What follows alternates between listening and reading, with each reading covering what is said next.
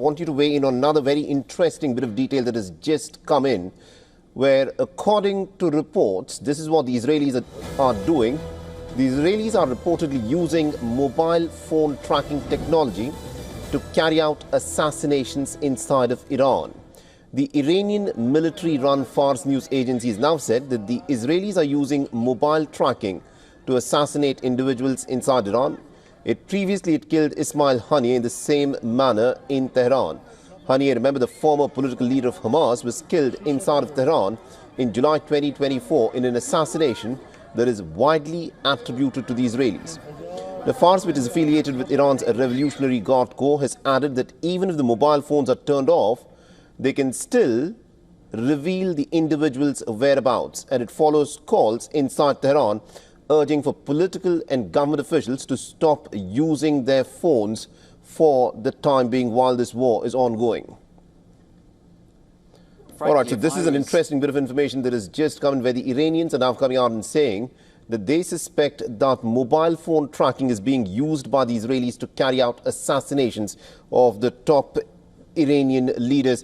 Mr. Doyle, if I can bring you in on this, you know, the fact that the Israelis have carried out these decapitation attacks on the top military leadership of Iran, and now they've made their intention clear. They want a regime change. They want to topple the government, and they want to, in fact, assassinate the supreme leader of Iran.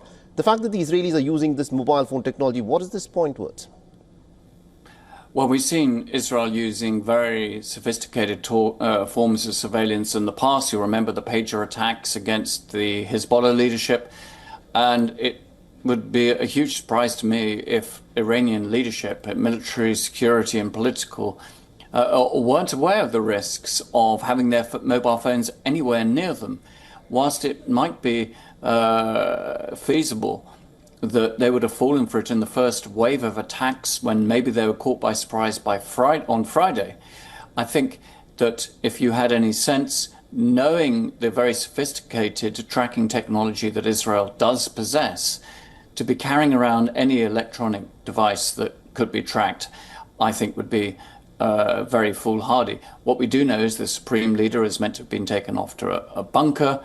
I think that Israel will be attempting to intercept all forms of communications and to push Iran into a situation of chaos where its leadership cannot communicate effectively and safely with its military.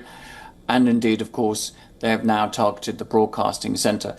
So this is a classic attempt to, as you suggest, to undermine the regime.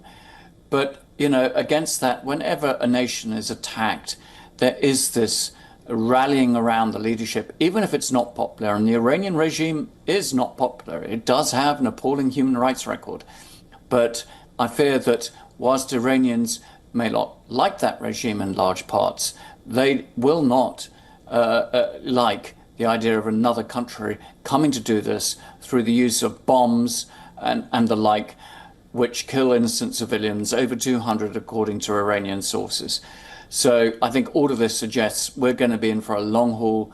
And even if this regime was toppled, it does not mean, as we saw in Iraq, in Libya, and in other places, that suddenly a perfect government able to control the country, to be able to keep security, would come in and would make the region any safer. Far from it.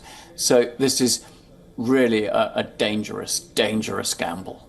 I think you've summed it up really well there. Thank you very much indeed, Mr. Doyle, for joining us with that perspective. Thank you.